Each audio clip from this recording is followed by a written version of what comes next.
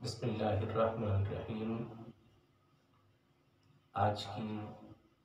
اس گفتگو کا پہلا سوال ہے اور بہت اہمیت کا حامل ہے کہ اللہ کی تلاش کیوں ضروری ہے۔ میں مفتی صاحب سے گزارش کروں گا کہ اس حوالے سے آپ ارشاد فرمائیں۔ اللہ تعالیٰ کی تلاش یہ ایک بڑا سوال ہے اور روز ازل سے ذہن انسانی میں موجود ہے۔ اللہ تعالیٰ کی تلاش کیوں ضروری ہے؟ اس لیے کہ یہی انسان کا مقصد تخلیق ہے کہ وہ اپنے مالک کو پہچانے، اس کا عرفان حاصل کرے۔ جستجوئے حق میں، جستجوئے مولا میں انسان کی کوشش اور کاوش کو کبھی رد نہیں کیا جا سکتا، اور انسان کبھی اپنی منزل کو نہیں پہنچ سکتا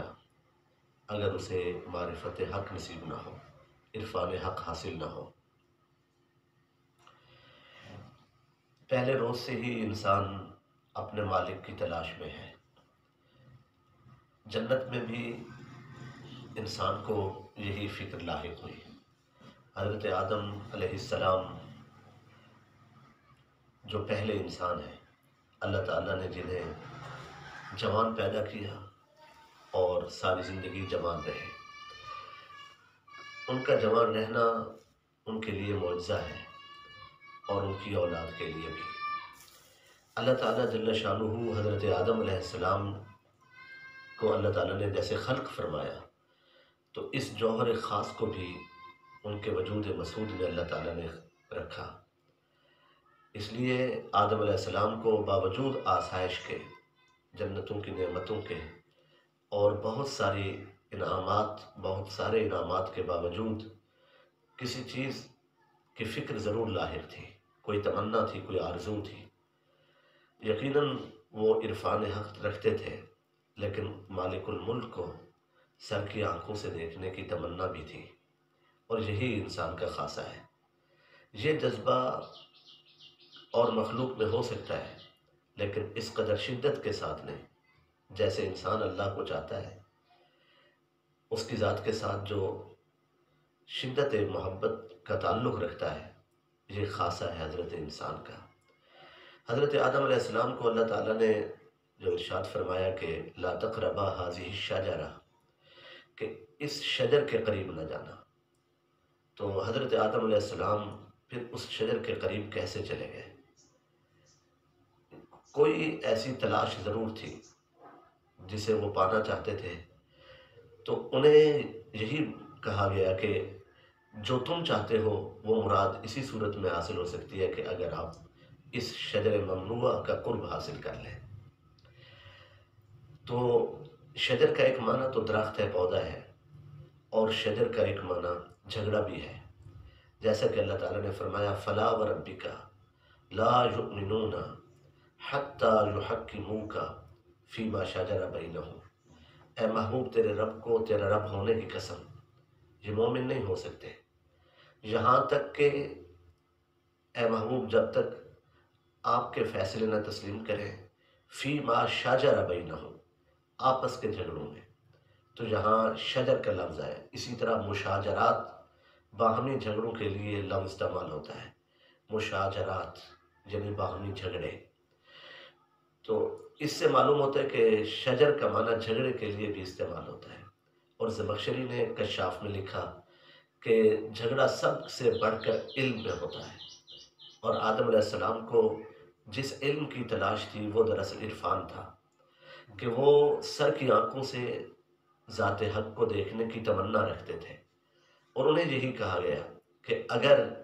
اس شجر کے قریب جو عرفان حق ہے اس کے قریب جاؤ گے تو منزل ملے گی۔ راستہ واضح تھا کہ اگر ذات حق کو دیکھنے کا مطالبہ نہیں ہے، جنت پر قناعت ہے، تو پھر تو اس عرفان اور اس علم کی طرف قدم بڑھانے کی ضرورت نہیں ہے، اور اگر منزل مراد دیدار باری تعالیٰ ہے تو پھر اسی جانب ہی بڑھنا ہوگا۔ یہ سرکار آدم علیہ السلام کی کوئی خطا نہیں تھی، بلکہ یہ شوق ہے، یہ محبت الہی کی شدت ہے، اپنے مولا کے اور جلوے پانے کے لیے اور زیادہ قرب حاصل کرنے کے لیے اور زیادہ تقرب حاصل کرنے کے لیے آدم علیہ السلام کا اقدام ہے جو لائق ستائش ہے۔ تو آدم علیہ السلام سے لے کر آج کے آدمی تک سب کے دل میں یہ تمنا موجود ہے کہ اس مالک کو تلاش کیا جائے، اور سچ یہ ہے کہ اسے تلاش کرنے والے جب تلاش کرتے کرتے کوئی منزل پا لیتے ہیں تو ہر انجام، ہر اختتام منزل کا نام آغاز منزل ہے، یعنی یہ سفر کوئی ختم ہونے والا نہیں ہے کہ آپ ایک منزل پہ پہنچ گئے تو گویا اب آپ نے اپنے مقصود پا لیا، نہیں، ہر منزل پہ پہنچ جانے کے بعد پھر ایک آغاز سفر، پھر ایک نئے سفر کا سلسلہ، یعنی یہ ایک ایسی تلاش ہے جو ختم ہونے والی نہیں ہے۔ کیفیات اور لذات اپنی جگہ، اور اس سفر کی صعوبتیں اور ان صعوبتوں میں موجود راحت اپنی جگہ، لیکن یہ طے ہے کہ جب بھی کوئی اختتام کی منزل پہنچے گی تو گویا وہ ایک نئی منزل کا آغاز ہوگا، نہ ختم ہونے والا سلسلہ۔ حضرت آدم علیہ السلام کو یہی شوق جنت سے زمین پر لے آیا، تو اب یہ بھی واضح ہو گیا کہ اس کی تلاش کا جذبہ جو جنت میں موجود تھا وہ زمین پر بھی ویسے ہی ہے، گویا سارے جہانوں میں اس کی تلاش کا سلسلہ جاری و ساری ہے، اور ہر جہان اس کا متلاشی ہے، سب اسی کو دیکھنا چاہتے ہیں، اور اسی میں اس کی رضا ہے کہ اس نے اپنی ذات کو پوشیدہ رکھ کر پھر یہ حکم فرمایا، یہ جذبہ دیا اور یہ صلاحیت ودیعت کی بالخصوص حضرت انسان میں کہ وہ اس کو تلاش کرے، اور اسی میں انسان کی ترقی کا راز ہے۔